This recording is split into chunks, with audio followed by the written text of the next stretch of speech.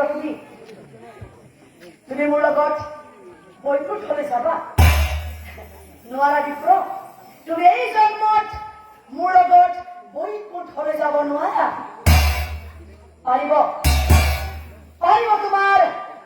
পত্নী আৰু পুত্ৰই কাৰণ তোমালোক তিনিজনেই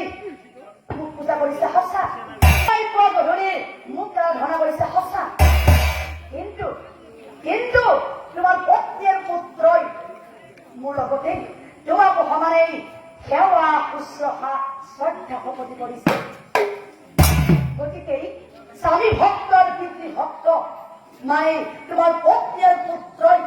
মোৰ লগত এই জন্মত বৈকুণ্ঠলৈ যাব পাৰিবা তুমিও পাৰিবা কিন্তু এই জন্মত নহয় তুমি পাৰিবা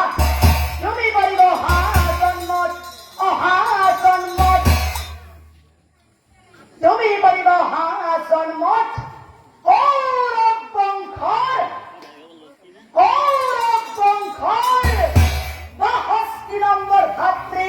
দৃঢ়ক্ষেত্ৰ হৈ তুমি জন্ম ধৰিব আৰু কুৰুক্ষেত্ৰৰ যুদ্ধত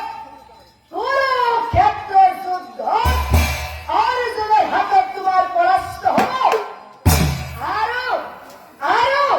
অৰ্জুনে তোমাক নিদ্ৰাবানে মাৰিব আৰু নিদ্ৰাবান মাৰি তোমাক মাটিত খুৱাই থব আৰু তাৰ পৰাই মই তোমাক বৈকুণ্ঠলৈ লৈ যাম এতিয়া বুজিলা সখী ধনঞ্জয় কিয় তোমাক মই এই যুদ্ধক্ষেত্ৰক বধ কৰিবলৈ নিদিলো কিয় নিদ্ৰাবান মাৰি মাটিত পেলাই থবলৈ কলো বধ কৰিব নিদিয়াৰ কাৰণ ই হলে